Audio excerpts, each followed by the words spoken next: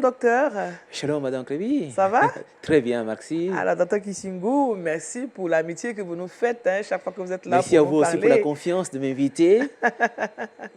Alors, aujourd'hui, on parle de l'Apocalypse de Jean. Oui. La semaine dernière, il était question des livres de tests Apocalyptique. apocalyptiques. C'est pas facile de C'est dire pas facile. ce mot. Apocalypse, Oui. qui veut dire fin. Ce qui touche à la fin de l'histoire. D'accord.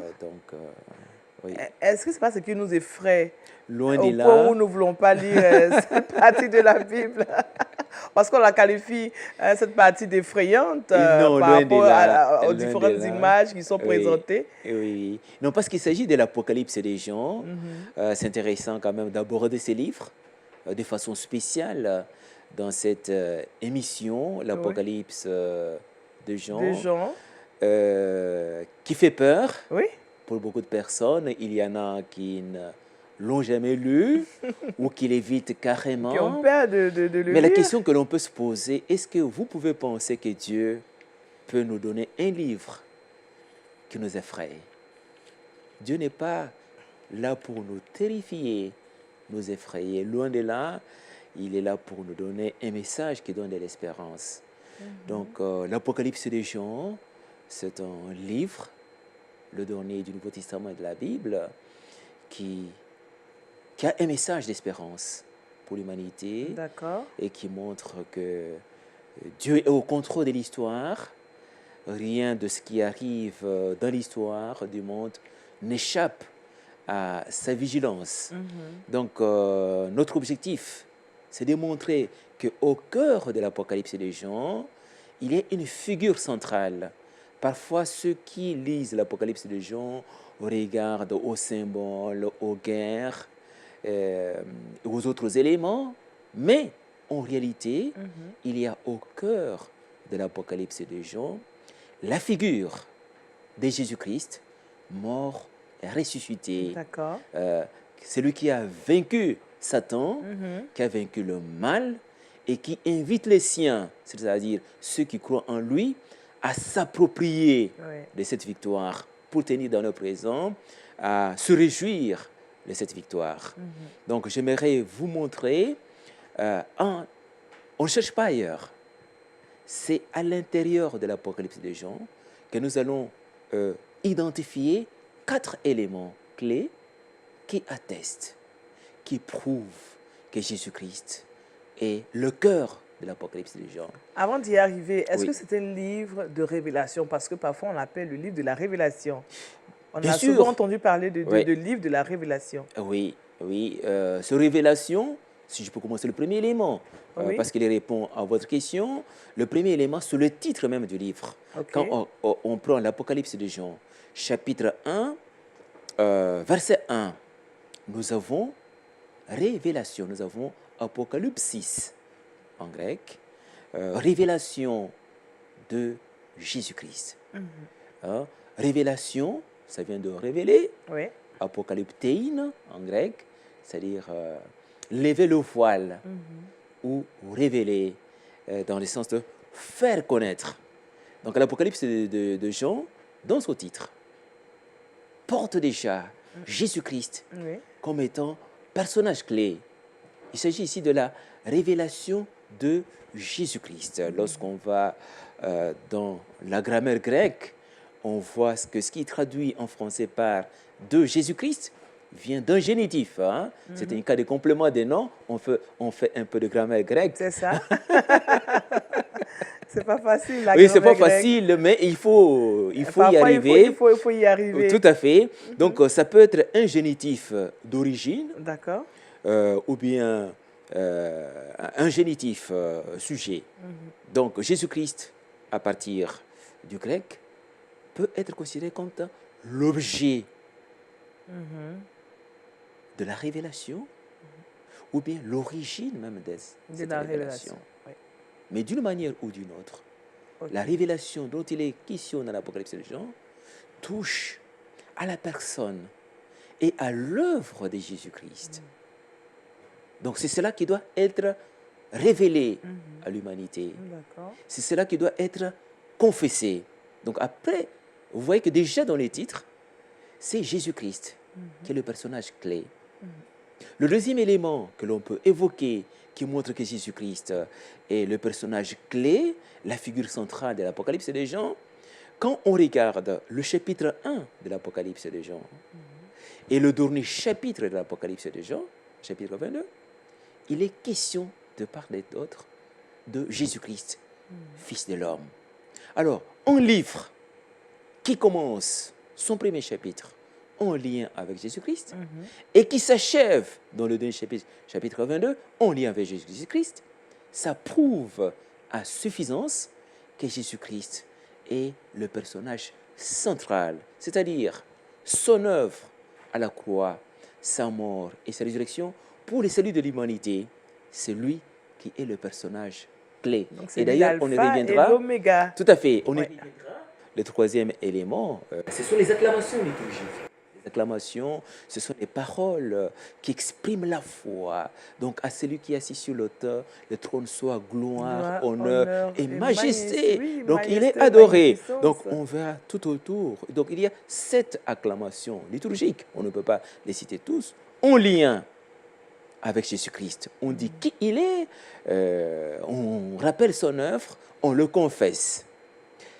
Et le dernier élément, et c'est le plus intéressant dans tout le Nouveau Testament, c'est le nombre de titres qui sont attribués à Jésus-Christ. J'ai évoqué tout à l'heure le tout dernier titre attribué à Jésus-Christ dans l'Apocalypse des gens, c'est l'étoile brillante du matin.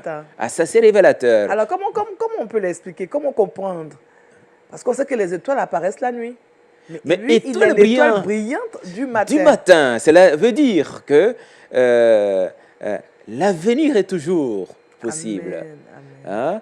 Même si c'est noir, il y a un rayon de lumière dans le noir. C'est ce que ça veut dire. Hein? Étoile brillante du matin, donc c'est celui qui éclaire. Donc on verra tout au long de l'Apocalypse des gens, il est l'alpha et l'oméga, le premier, le dernier. Il est le lion de la tribu des Judas. Il est le vivant. Il est le Seigneur des seigneurs. Il est le roi des rois. Amen. Voilà. Il y a énormément de titres. C'est ça. Alors, sur la base de ces 4 éléments, on considère que Jésus-Christ, mort et ressuscité, vainqueur de la mort, vainqueur de Satan, vainqueur de toutes les forces du mal, toutes les forces qui nuisent à la vie de l'homme, celui qui est au cœur de l'Apocalypse de Jean. Du coup, l'Apocalypse de Jean est porteuse de messages de victoire, des messages d'espérance. Et ce message d'espérance, ce message de victoire, est adressé précisément aux églises d'Asie mineure, qui étaient à cette époque-là confrontées sous l'Empire romain, bien entendu, sous la menace du culte impérial qui leur fut imposé par Domitien. Donc c'est un empereur romain qui a imposé le culte impérial. Il s'est autoproclamé Dominus et Deus, c'est-à-dire maître et Dieu. Et il exige de tous ceux qui sont sous sa juridiction de le confesser lui comme étant le vrai Dieu, le vrai maître, c'est-à-dire celui qui pilote tout au fond. Alors, ceux qui refusent de l'adorer sont persécutés. Alors, dans ce contexte-là... Est-ce que ce n'était pas une préfiguration de l'Antéchrist? Loin de là, c'est une histoire concrète. D'accord. Parce qu'il faut reconnaître que l'Apocalypse de Jean n'est pas une fiction. C'est un écrit historique qui s'adresse aux églises d'Asie mineure, historiquement parlant, qui ont existé et qui étaient confrontées à ce phénomène du culte impérial. Donc, les chrétiens avaient besoin d'être encouragés, d'être soutenus dans un système, de système politique totalitaire au fond. Hein. Un empereur qui s'est autoproclamé Dieu, ça veut dire qu'il considère les autres comme étant ses sujets et ils doivent l'adorer. Donc, il fallait maintenant trouver une réponse. La réponse, c'est le message de l'Apocalypse des Jean. Donc, vous voyez que Jean lui-même, il est victime de ce système. Peut-être craignant pour sa vie. Il s'est retrouvé en exil. Sur l'île de Patmos. Sur l'île de Patmos. Et c'est là que lui, il va recevoir ce message à adresser à ses compatriotes, ses confrères dans la foi, qui partagent ces temps difficiles pour leur demander de la part de Dieu de tenir bon. Mais il faudrait bien regarder l'Apocalypse de Jean du point de vue structure. C'est 22 chapitres. Oui, 22 chapitres. 22 chapitres. Mais vous avez les 3 premiers chapitres. Le chapitre d'entrée, qui ressemble aux épîtres et à les lettres adressées aux 7 églises. Donc c'est la partie qu'on considère comme étant la partie épistolaire de l'Apocalypse des Jean, parce que c'est facile à lire. Et si quelqu'un a déjà lu l'Apocalypse des Jean, c'est cette partie-là. Mais la partie proprement apocalyptique commence au chapitre 4, jusqu'à la fin.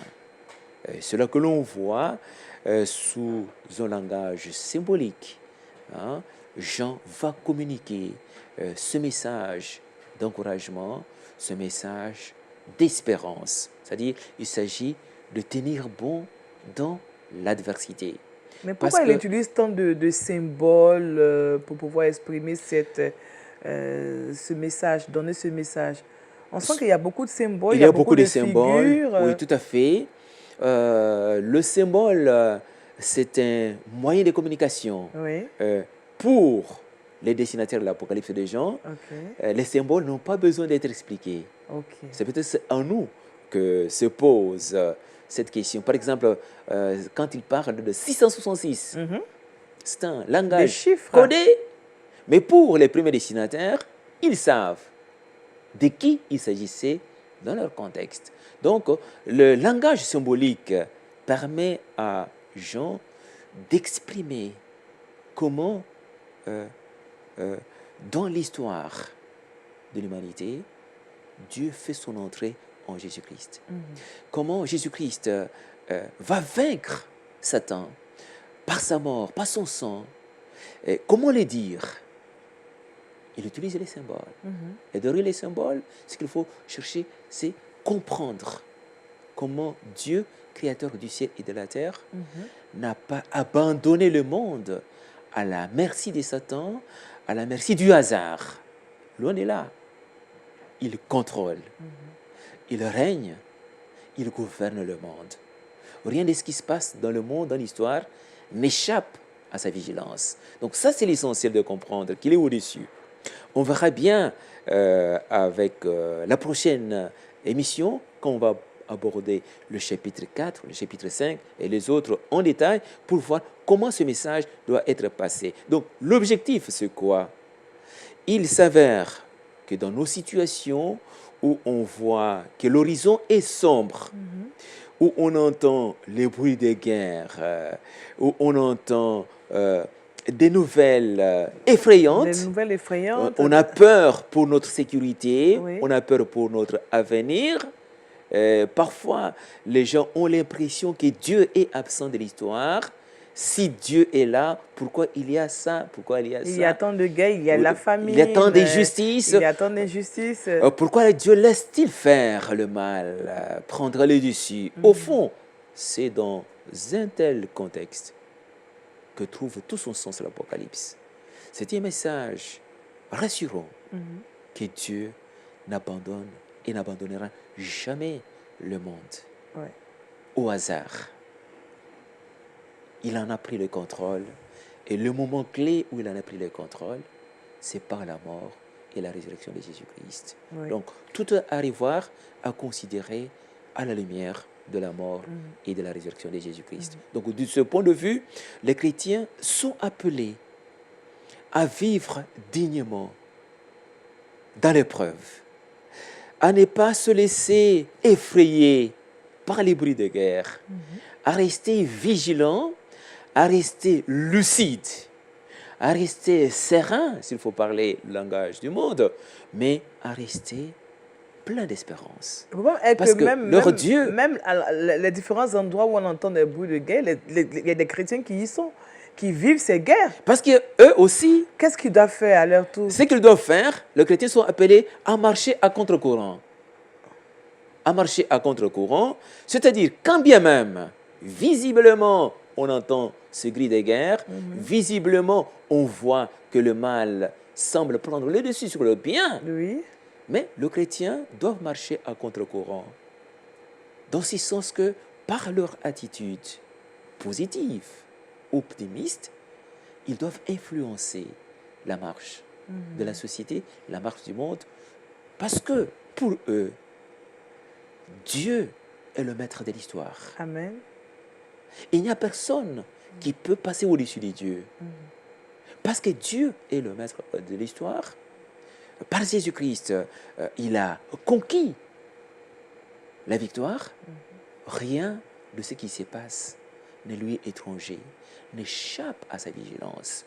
C'est pourquoi quand les gens pensent que la fin sera catastrophique, les chrétiens restent sereins. Parce qu'ils savent que Dieu prendra en charge la fin. Et il dira le dernier mot. Le dernier mot de Dieu dans l'histoire n'est pas la mort, mais plutôt la vie. C'est cette espérance qui doit habiter les chrétiens.